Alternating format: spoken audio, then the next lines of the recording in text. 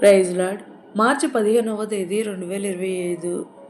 ఈరోజు దేవుని వాగ్దానం, నేను మీకు సదుపదేశము చేసేదను, నా బోధను త్రోసివేయకుడి. సామెతల గ్రంథం 4వ అధ్యాయం 2వ వచనం.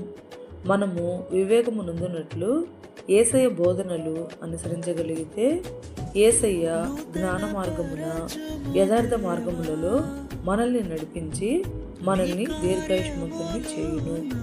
గనుక మనము ఉపదేశముని విడిచిపెట్టక దానిని గట్టిగా పట్టుకుని అది మనకు జీవము గనుక దానిని మనము పొందుతున్నాము.